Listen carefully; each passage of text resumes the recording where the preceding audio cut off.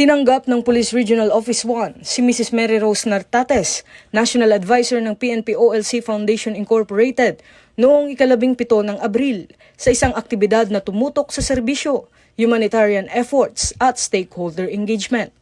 Mainit siyang tinanggap ni Pro 1 Regional Director, Police Brigadier General Dindo Reyes, kasama si Ms. Hershey Reyes, advisor ng Pro 1 OLC Foundation Incorporated.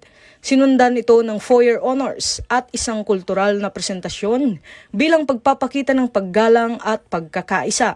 Isa sa mga aktibidad ay ang bloodletting drive na nilahukan ng 108 personnel sa pakikipagtulungan ng Regional Medical and Dental Unit 1 at Philippine Red Cross La Union Chapter na nagpapatunay sa humanitarian role ng Philippine National Police. Pinangunahan din ni Mrs. Nartates ang pagbabasbas at inauguration ng Pro 1 Gymnasium at Barbershop kasama ang pagbabasbas ng function hall na layong magbigay ng mas maayos na facilities para sa operasyon at kapakanan ng personnel. Isinagawa rin ang oath-taking ng 10 Pro 1 OLC Foundation Incorporated officers at ang Love and Blessings in Action, inisyatibo kung saan 16 na personal beneficiaries ang nakatanggap ng tulong bilang patuloy na suporta sa hanay ng pulisya.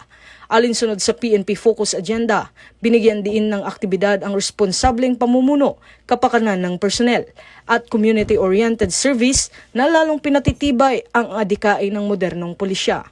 At ito ay sumasalamin sa layunin ng bagong PNP para sa bagong Pilipinas, serbisyong mabilis, tapat at nararamdaman. Mula rito sa PNP National Headquarters, ako ang inyong PNN correspondent, Patrolman Don Brosas, alagad ng batas, tagataguyod ng Balitang Pulis.